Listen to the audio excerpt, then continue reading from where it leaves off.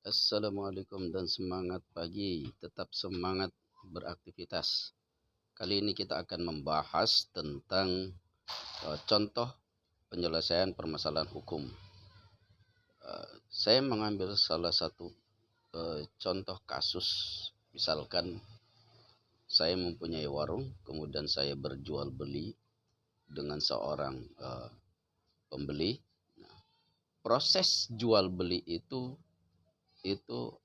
adalah hukum perdata. Dalam peristiwanya peristiwa hukum perdata, di mana saya mempunyai hak berupa pembayaran uang dan si pembeli mempunyai hak berupa barang, kemudian dia mempunyai kewajiban membayar sejumlah uang dan saya mempunyai kewajiban memberikan barang yang dibelinya tersebut.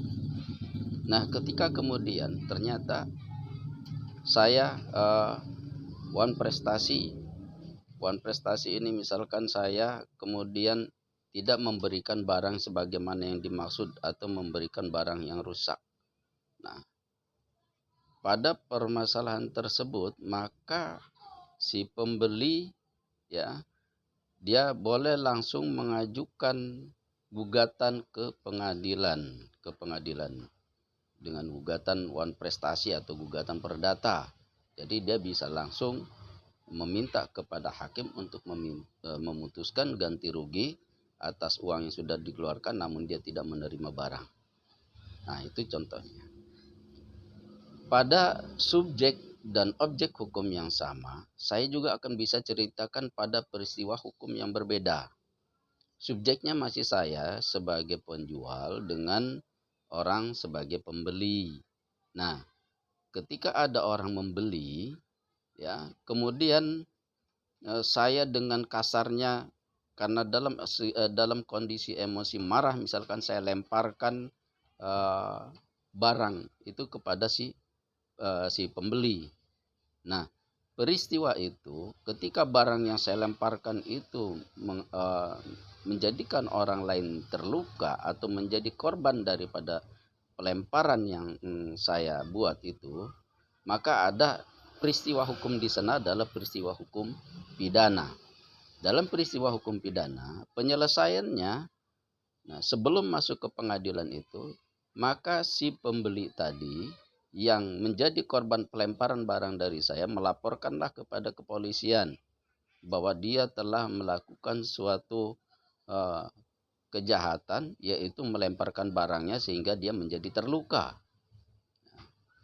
Setelah itu kemudian diselidiki benar tidaknya peristiwa itu, kemudian dikonfirmasi ada peristiwa itu atau tidak, bahwa benar tidak bahwa saya sebagai penjual itu kemudian melakukan pelemparan atau tidak. Nah, setelah melalui penyelidikan dan penyidikan kemudian terbukti, maka kemudian saya ditetapkan sebagai tersangka. Nah, setelah kemudian ditetapkan sebagai tersangka, maka itu dilimpahkan kepada kejaksaan.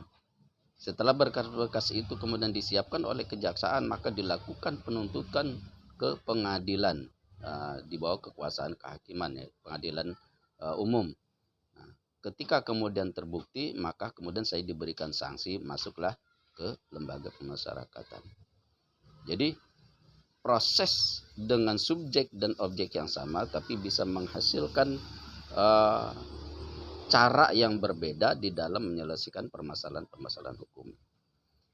Kemudian masih dengan objek dan subjek yang sama, ketika misalkan saya menjual botol minuman, maka botol minuman itu tidak hadir begitu saja satu atau dua, tetapi apa yang saya jual itu adalah merupakan produk dari sebuah pabrikan yang mengeluarkan tentang produk minumnya.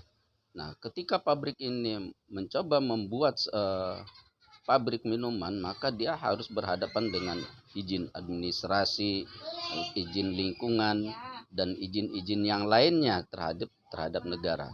Maka lahirlah di sana berkaitan dengan peristiwa hukum administrasi negara, yang apabila kemudian dia mendapat putusan yang tidak benar daripada pejabat negara yang bersangkutan, maka dia boleh melakukan yang namanya gugatan ke peradilan tata usaha negara.